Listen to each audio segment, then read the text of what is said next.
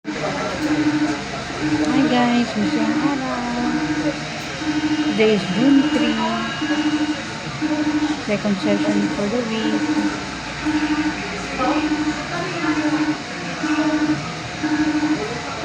One hour na lang, na tayo. So far, medyo busy na sila, mga staff.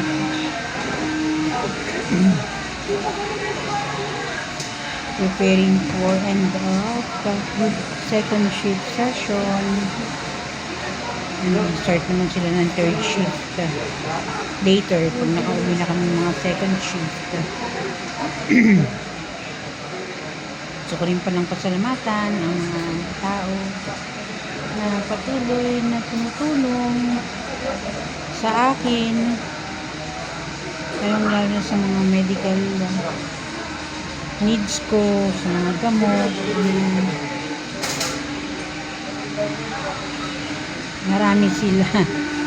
Kaya medyo tatagal tayo kung sasabihin kung kanilang mga pangalan sa isa.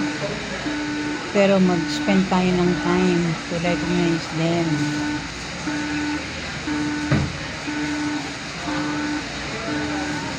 Sa mga nagtatanong kung bakit nagka-dialysis ang isang tao,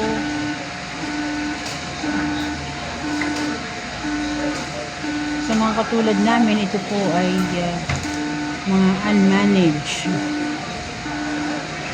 hypertension, diabetes, ganun din sa mga nagkaroon ng mga UTIs, pabayaan,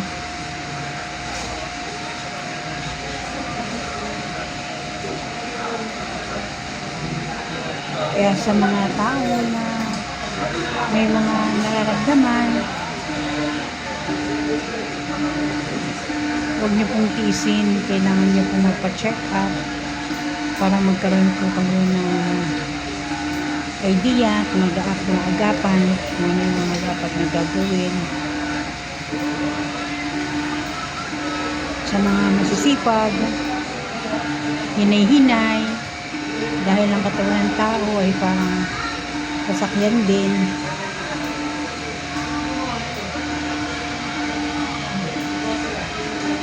Parang nauupos din. Kaya pag ginamit mo siya ng sobra-sobra, babawian ka ng katawan mo. Kaya kung mahal mo ang pamilya mo, mahalan mo rin ang sarili mo.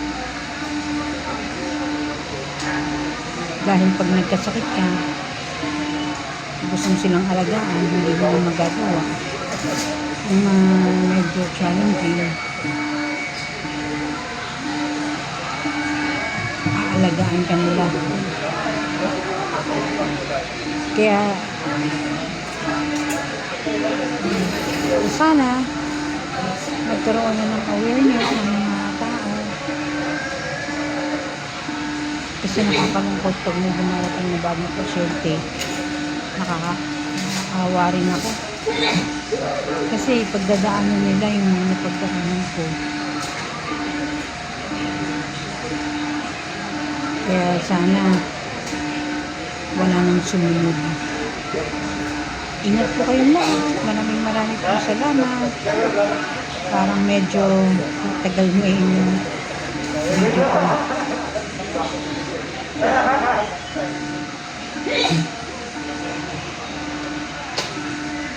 God bless you all.